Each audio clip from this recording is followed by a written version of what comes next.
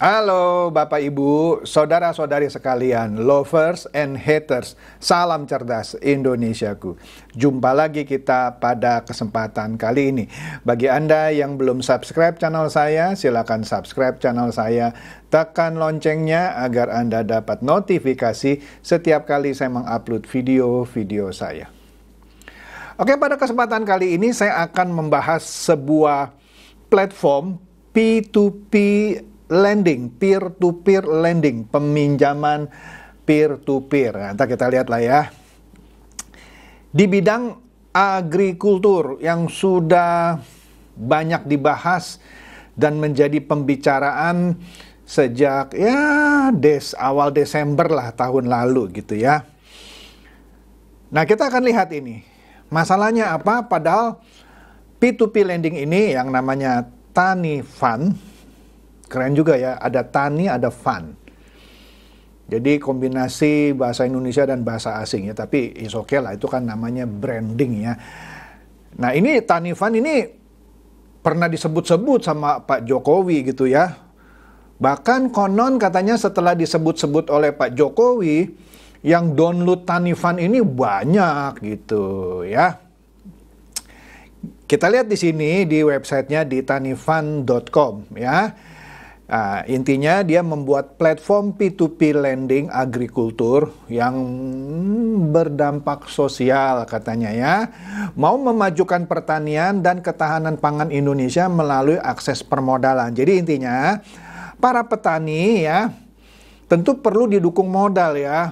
Ya misalnya untuk beli pupuk lah segala macam. Yang mana itu semua didapatkan dari para lender atau kita sebut boleh saja investor gitu yang mau memberikan pinjaman kepada para petani ini ya.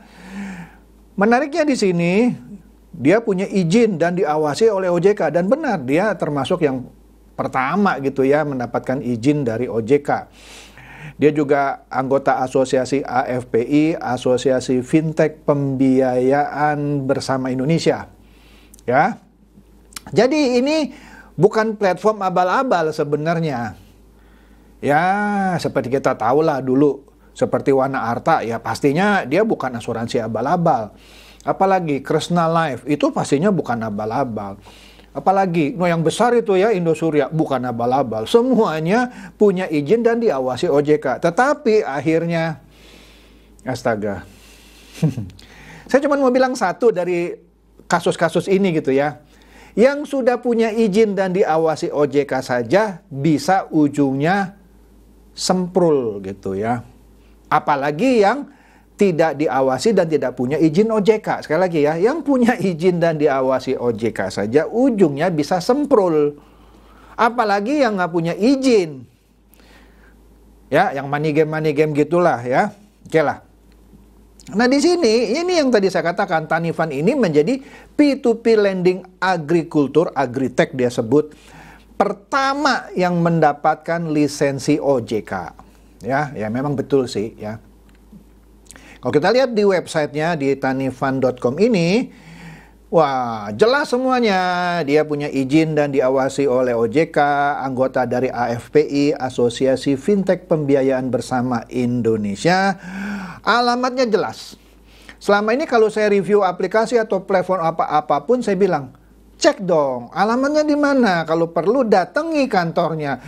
Jangan cuma ditawari sama teman melalui WhatsApp atau grup Telegram gitu ya. Oh ada ini, ada itu, penghasilannya sekian. Anda nggak ngecek kantornya di mana, kirim uangnya juga ke nama pribadi orang. Anda percaya gitu. Nah ini Tani Fund jelas addressnya itu ya.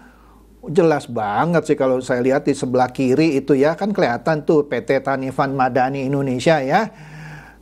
Di Menara Standard Chartered, podium lantai 2. Udahlah, Anda lihat di sini jelas dikasih nomor teleponnya ya, dikasih emailnya. Jelas semuanya, oke? Ya tapi ya gitu. Ya ujungnya ya bisa semprul juga kalau ada mismanagement.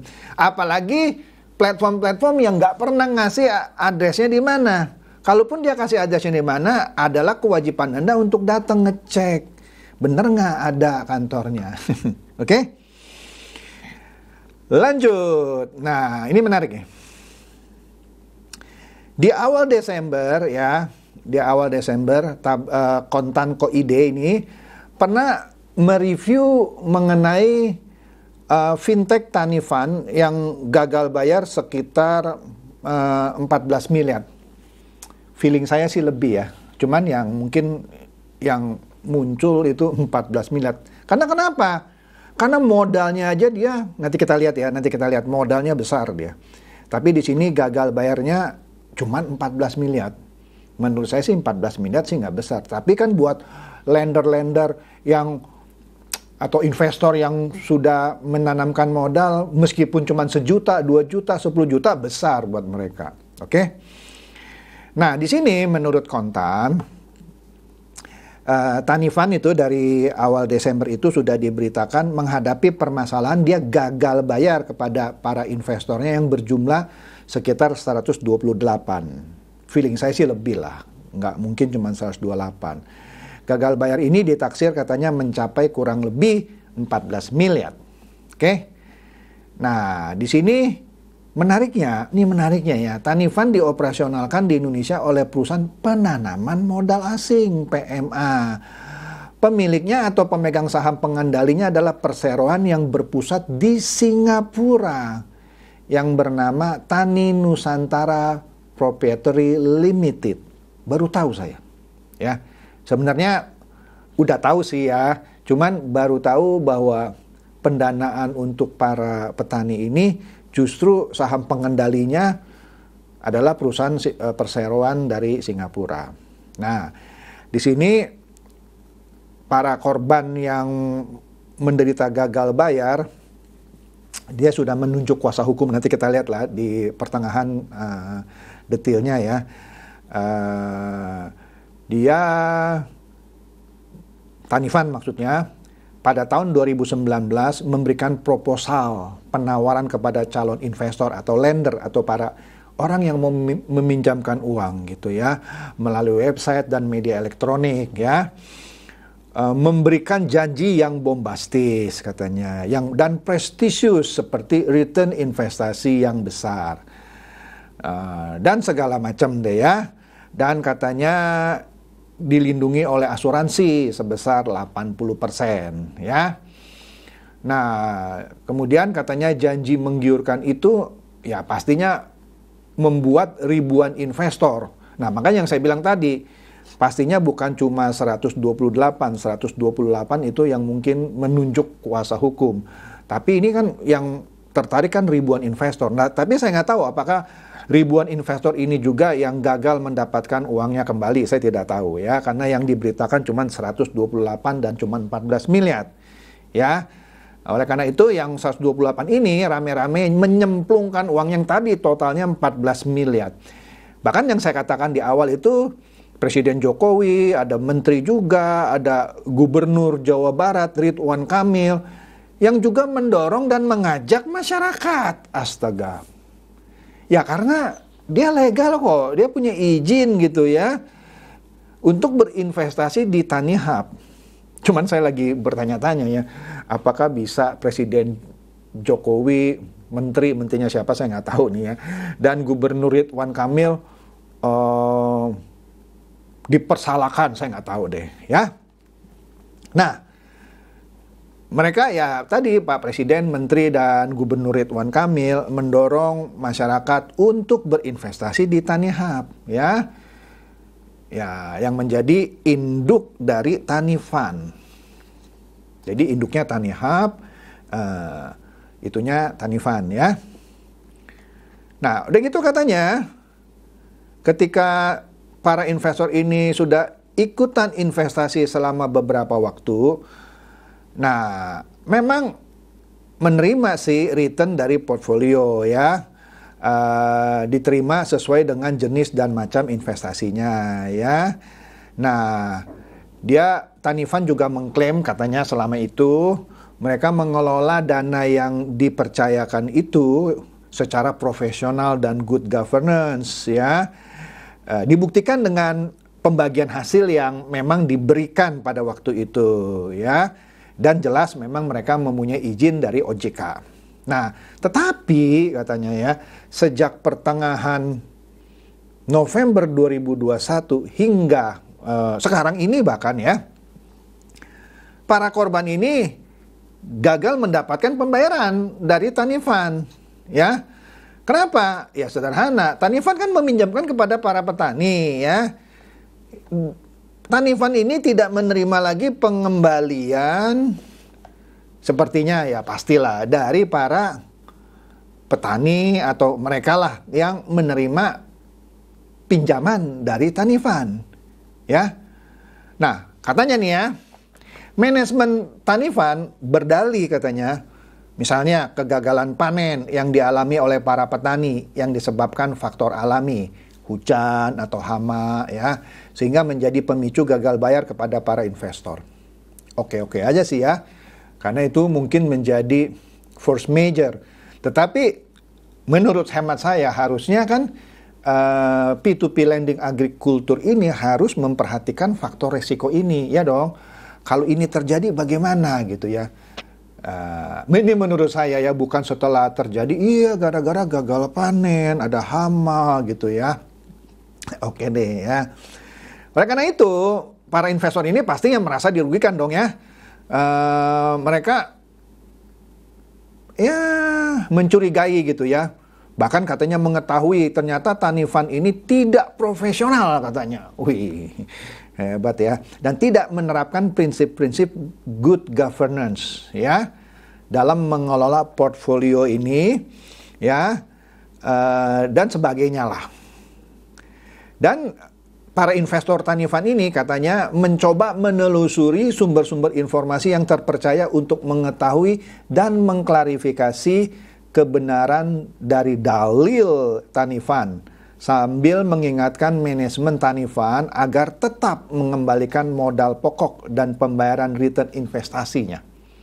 Ya, para investor ini katanya sudah melakukan klarifikasi, ya, bahkan kuasa hukumnya sudah melakukan somasi. Nanti kita lihatlah ya, kepada manajemen Tanifan untuk melakukan penagihan pembayaran dari hasil investasi yang seharusnya diberikan. Tapi katanya sayangnya tidak ada satupun pihak manajemen Tanifan yang mau menanggapi klarifikasi itu. Diminta klarifikasi, disomasi, tapi tidak ada yang mau menanggapi katanya ya. Klarifikasi maupun somasi itu seperti dibiarkan gitu ya. Sehingga mereka merasa Tanifan ini tidak menerapkan prinsip keterbukaan dan prinsip transparansi informasi kepada para investornya ya.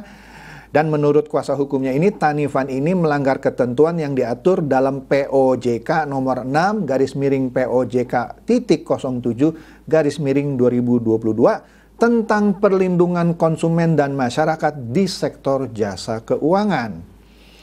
Jadi menariknya lagi, waduh, dalam waktu yang singkat terjadi pengunduran diri 5 direksi dari Tanifan. Ada CFO, Chief Financial Officer, COO, Chief Operational Officer, dan beberapa direksi lainnya. Ya, jadi kuasa hukum para korban Tanifan ini mempertanyakan apa nih yang terjadi di perusahaan startup Tanifan ini, ya. Nah, sehingga para C-level atau para chief atau para direksi, ada 5 gitu ya, yang mengundurkan diri gitu ya, pada saat mereka berhasil meraup dana investasi dari masyarakat. Kenapa gitu ya? Jadi kuasa hukum para korban ini menduga bahwa dari awal ya telah terjadi permasalahan di dalam Tanifan ini. Nah, mereka juga mempertanyakan peran OJK yang seharusnya bisa melakukan upaya-upaya sesuai kewenangannya dan memberi peringatan kepada Tanifan dalam menjalankan usahanya untuk melindungi kepentingan publik. Nah, dengan kata lain sekali lagi nih OJK ini disoroti. Lu kerjanya apa sih ini? Aduh, katanya lu kasih izin, katanya lu awasi. Kira-kira begitu ya. Nah, ini di pertengahan Desember akhirnya Tanifan mungkin gerah kali gitu ya. Dia buka suara gitu ya. soal gagal bayarnya yang 14 miliar itu ya. Menurut saya sih mungkinnya lebih, karena ini kan cuma mewakili 128 ya. Jadi di dalam hal ini Tanifan menjelaskan gitu ya, dia itu hanya sebagai penghubung antara investor atau lender atau yang memberi uangnya untuk dipinjamkan kepada para petani, borrower, para peminjam ya.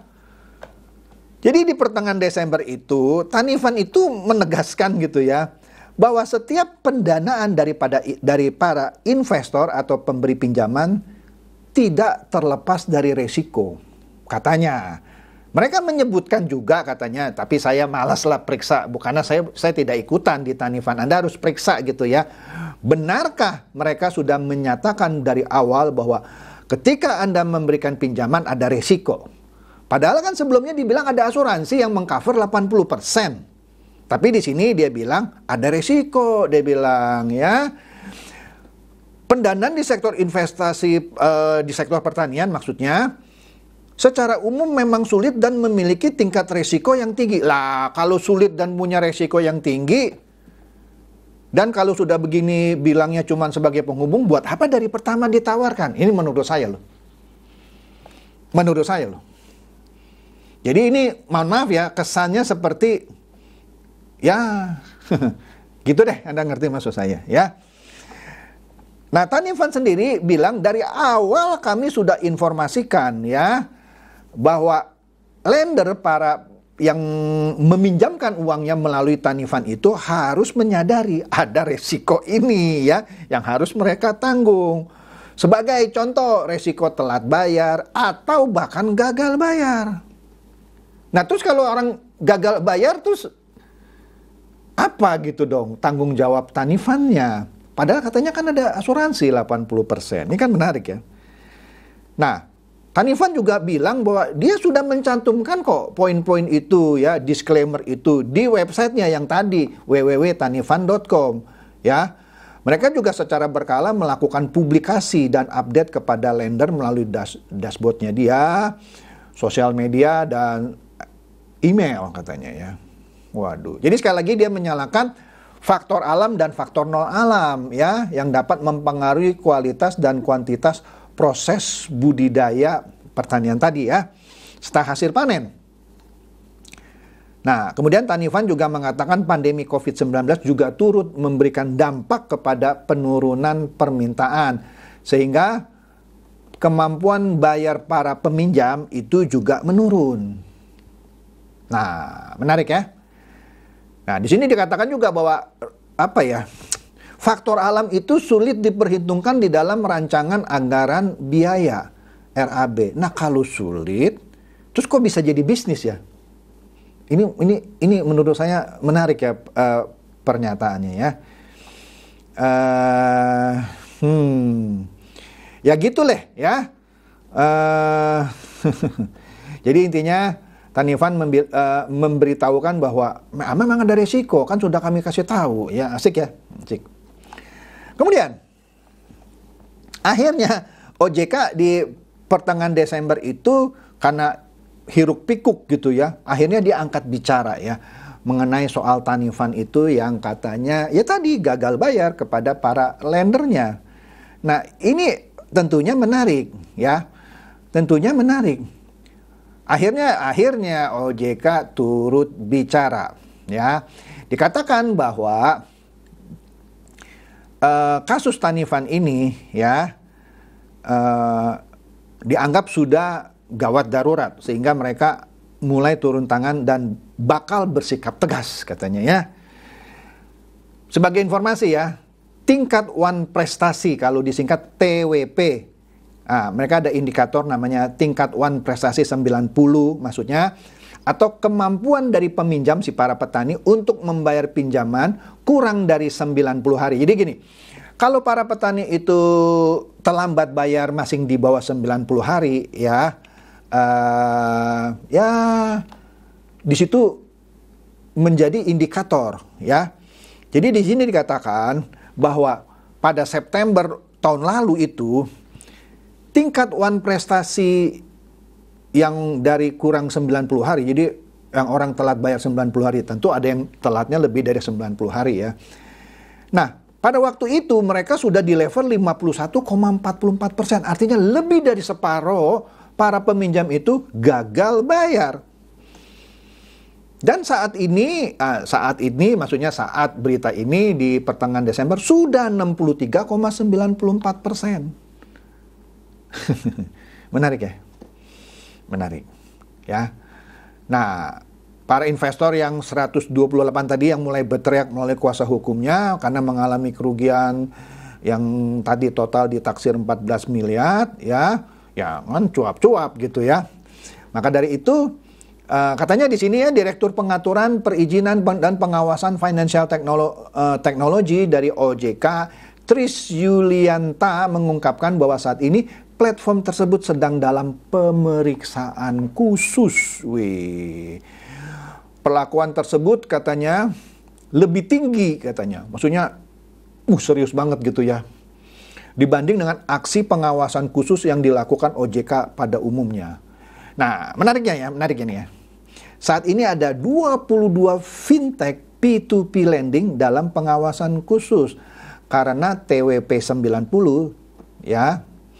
Tadi yang sudah saya jelaskan ya, TWP 90, tingkat one prestasi 90, maksudnya ya dari 0 sampai 90 hari itu sudah di atas 5%. Jadi di bawah 5% kalau yang gagal bayar TWP 90 itu masih oke deh. Tapi kalau sudah di atas 5%, diawasi. Ada 22. Wih, mana aja tuh ya.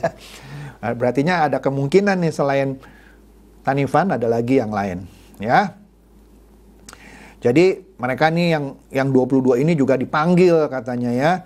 Diperiksa. Langkah-langkah apa nih yang bakal dilakukan. Ya memang harus kerja lah. Ya. OJK kan memang otoritas jasa keuangan. Ada yang komen sih di kolom komentar saya. OJK ini kata yang komen ya, saya cuma menyebutkan. OJK orang jarang kerja katanya. Aduh, sampai kesel juga nih orang ya.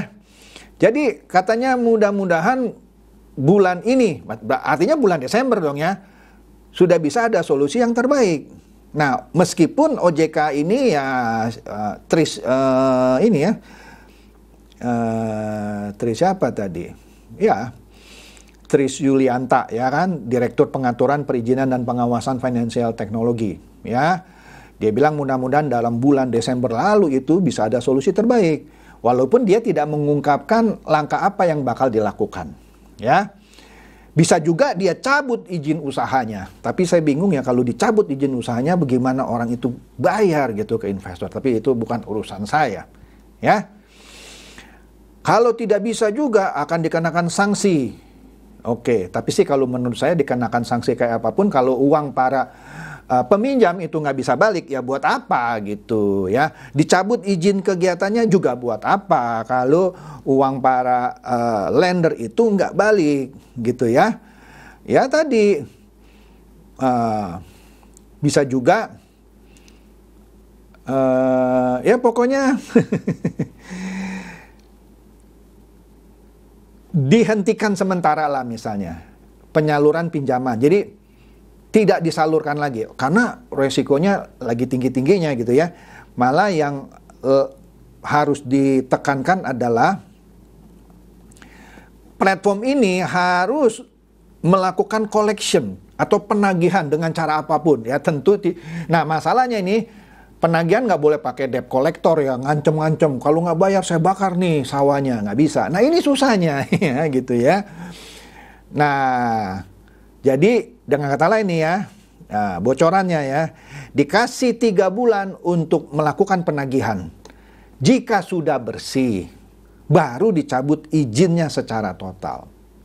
Pertanyaannya, kalau dia melakukan collection, penagihan-penagihan dan juga tidak bersih, nggak dicabut izinnya. Dan terus bagaimana gitu kan, para lender ini atau para investor ini kan maunya duitnya kembali dong, bukan hanya apa ya, nanti saya cabut nanti izinnya. Ya percuma izinnya dicabut, tapi uang para lendernya nggak balik. Buat apa dong? Kalau saya sih gimana lah, yang namanya ini kalau saya ya, yang namanya para direksi yang baru ini, ya harus tanggung renteng. Entah gimana lah, gade kolor, gade apartemennya, jual mobilnya misalnya. Lah itu peraturan perusahaan kok. Ya kan? Tanggung renteng, nggak mau tahu gitu. Ya. Itu menurut saya yang saya tahu hukum sebuah PT begitu. Harus tanggung renteng. Nah, di sini detailnya nih. Kan sudah somasi, sudah dijawab gitu ya. Akhirnya Pala lender tadi yang 128 ya, yang menderita kerugian 14 miliar ya, akan melaporkan ini ke Bareskrim Polri. Ya karena tadi sudah minta klarifikasi, sudah disomasi, nggak ditanggapi, cuman dijawab begitu aja. OJK juga cuman bilang, ya nanti kita akan awasi khusus, kita minta nanti Tanifan untuk melakukan collection kepada para petani. Kalau sudah bersih, baru kita cabut izinnya. Ya kalau sudah bersih, kalau nggak bersih, kalau petaninya bilang, ya kita nggak bisa bayar, kena hama, terus gimana dong?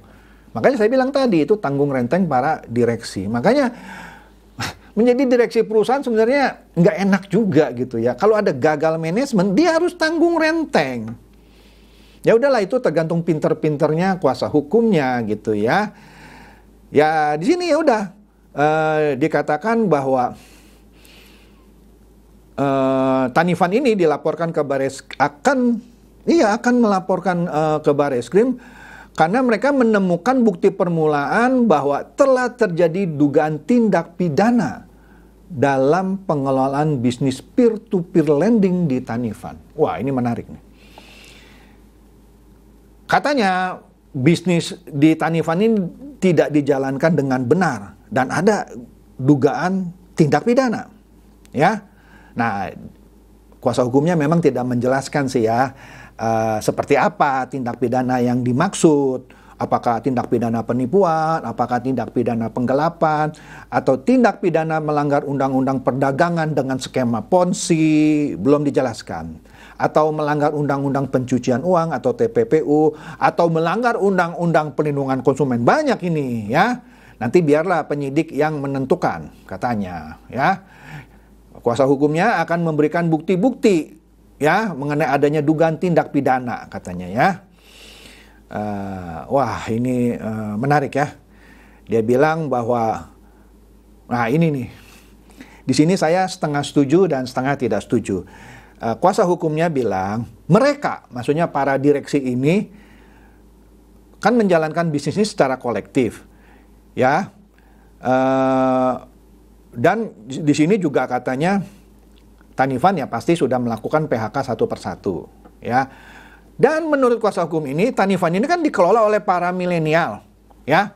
Nah, yang ini menarik, ini menarik. Saya bilang tadi saya setengah setuju dan setengah tidak setuju.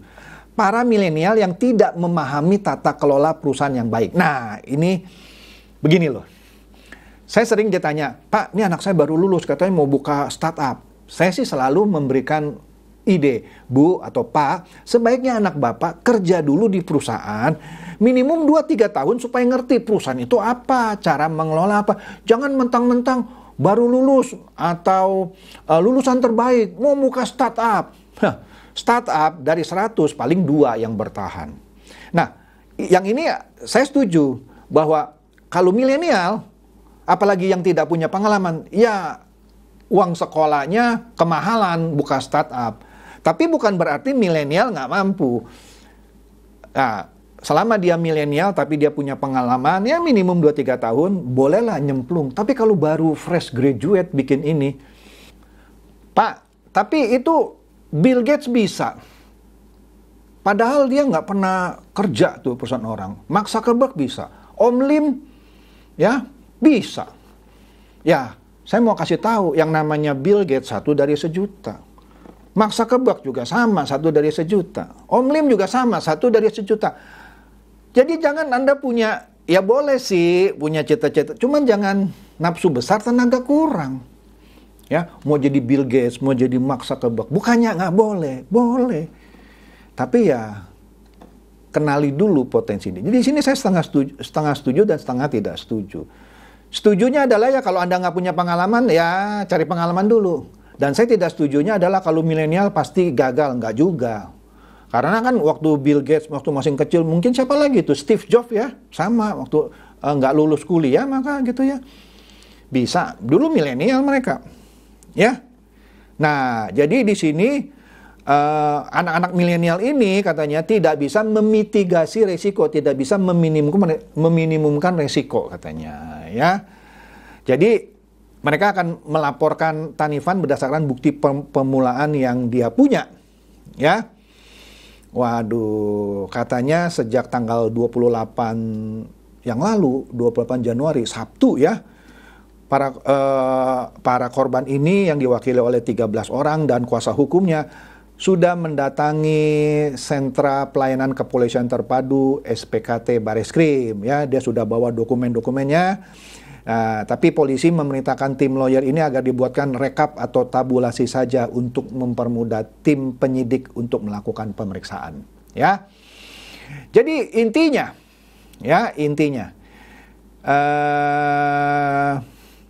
inilah resiko Anda kalau berinvestasi, ya. Oke deh, boleh yang namanya Pak Jokowi. Ini kan memang katanya sudah pernah disebutkan oleh Pak Jokowi. Seorang menteri siapa yang nggak disebut. Dan gubernur Ridwan Kamil, ya. Ya, tapi tetaplah, mau itu siapa yang mereferensikan, tetap yang namanya investasi itu ada resiko. Jadi kalau ada yang bilang investasi itu tidak ada resiko, bullshit. Ada resiko untung, ada resiko buntung. Kalau resikonya selalu untung, ya enggak juga lah. Oke? Jadi kira-kira itu saja ya apa yang terjadi di Tanifan dan perkembangannya sampai minggu terakhir. Ya, semoga ini mencerdaskan dan mencerahkan Anda semua. Silakan share video saya ini kepada teman-teman, sahabat atau kerabat supaya mereka tambah cerdas dan tercerahkan. Seperti biasa, terima kasih.